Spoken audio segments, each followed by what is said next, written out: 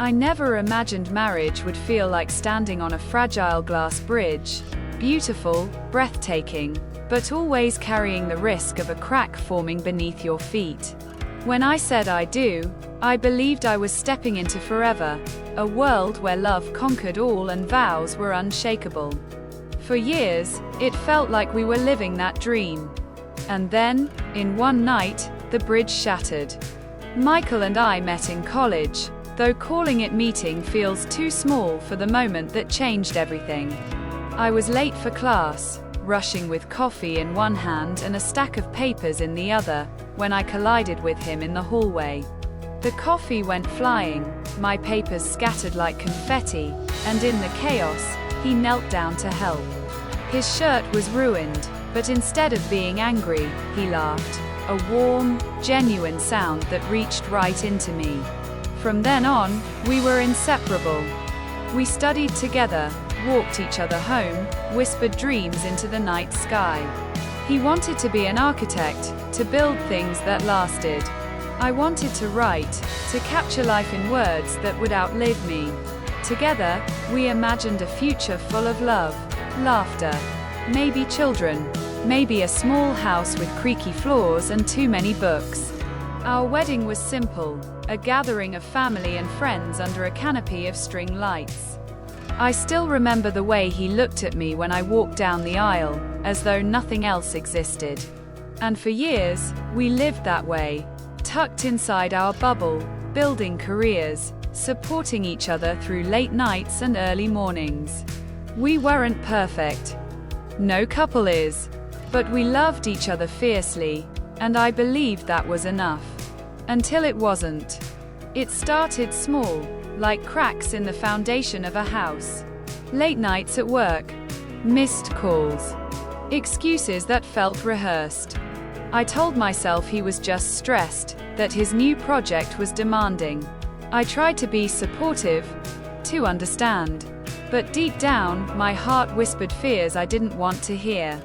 The truth came on a rainy Thursday. I had left my scarf in his car and went to grab it while he showered. His phone buzzed on the seat, the screen lighting up with a message I couldn't unsee. Words of intimacy. Words not meant for me. My hands shook as I read them, my stomach twisted into knots. I felt like the floor had disappeared, and I was falling into a darkness I didn't know how to escape. Confronting him was the hardest thing I've ever done. I wanted to scream, to cry, to collapse. Instead, my voice came out quiet, trembling. "Who is she?" His face went pale. He tried to explain, to soften the truth, but every word felt like another knife. I could barely breathe. Betrayal doesn't just hurt. It hollows you out, leaving you empty where love once lived.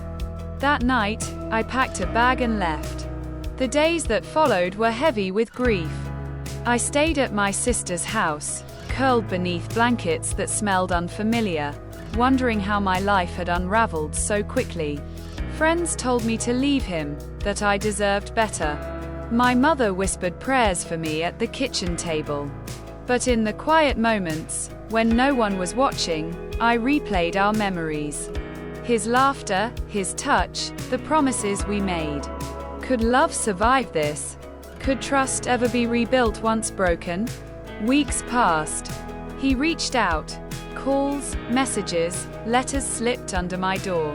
At first, I ignored them. Anger was easier than listening. But one evening, I found myself reading one of his letters. His handwriting trembled across the page, his words raw and unpolished. He admitted everything. The loneliness he had felt while drowning in work, the foolish choices, the regret that haunted him.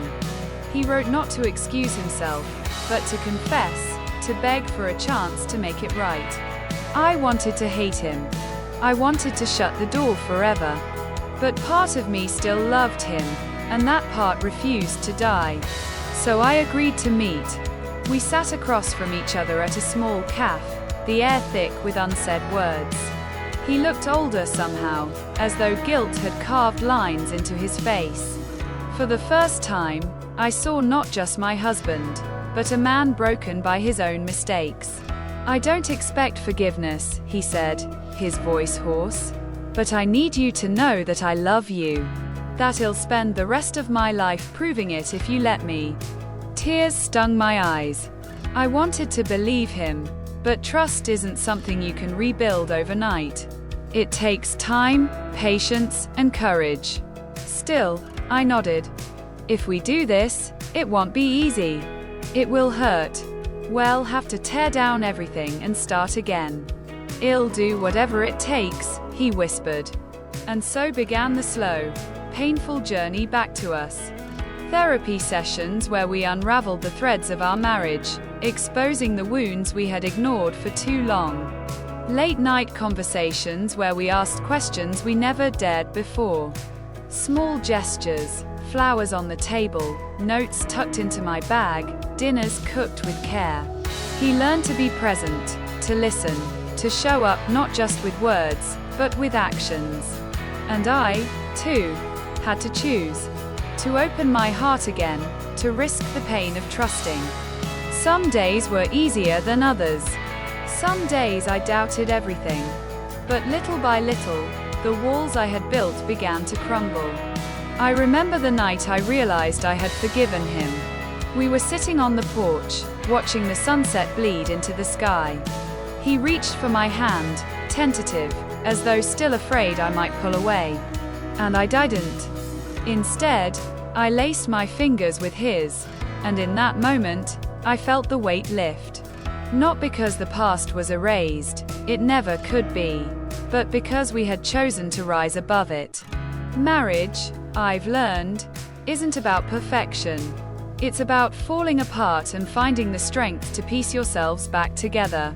It's about choosing love even when it hurts, about fighting not against each other, but for each other.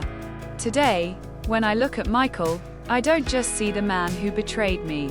I see the man who fought to rebuild what he broke, who humbled himself to earn my trust again, who reminded me that forgiveness is not weakness, but strength. Our story isn't a fairy tale. It's messy, complicated, scarred, but it's ours. And it's stronger because of the fire we walked through. Because sometimes, love isn't about never breaking. It's about breaking, and choosing, again and again, to put the pieces back together.